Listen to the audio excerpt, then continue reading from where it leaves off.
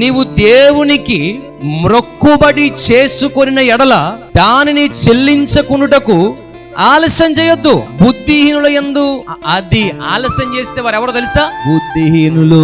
ఏ మొక్కుబడి అయినా సరే, ప్రభువుకి నేను ప్రార్థన చేసుకుంటున్నా, ఇప్పుడు నేను కష్టపడుతున్నాను, కొంచెం ఏదో రూపాయో ఏదో వచ్చేది ఉంది, వెంటనే ఈ రోజు నేను గోపనం వెళ్తూ అనుకుంటున్నా, ప్రభు నాకు అది వస్తుంది కదా, అది వస్తే పలానా చర్చికి వెళ్ళాలి, నేను మొక్కుకున్నాను కదా, ఆ కానుక అక్కడ ఇచ్చేయాలి, ఇంకో చోట మొక్కుకున్నాను, ఈ కానుక అక్కడ ఇచ్చేయాలి, నేను మొక్కుకున్నాను అమ్మో అని నన్ను నేను ఎప్పటికప్పుడు ఇంచుమించుకు ఒక 6-7 సంవత్సరాల క్రితం తీర్మానం ఇది, కొన్ని లక్షల రూపాయలు అది నేను ఇస్తానని చెప్పుకున్నాను అని నన్ను నేను జ్ఞాపకం చేసుకుంటున్నా, ప్రభువుకి నేను జ్ఞాపకం చేస్తున్నా, ప్రభు నేను మర్చిపోలేదా, గుర్తుంది ప్రభు. ఎందుకంటే నమ్మకమైన వారిని మాత్రమే దేవుడు మెండుగా దీవిస్తాడు. నాకు దీవెనలు కావాలంటే నేను ప్రభు దగ్గర ఎలా ఉండాలి? నమ్మకంగా ఉండాలి. కాబట్టి నువ్వు దేవుని దగ్గర మొక్కుకుని దాన్ని చెల్లించడానికి ఆలస్యం చేయొద్దు. నీవు మొక్కుకొని చెల్లింపకుండుట కంటే నోరు మూసుకుని ఉంటే అయిపోయేది కదా.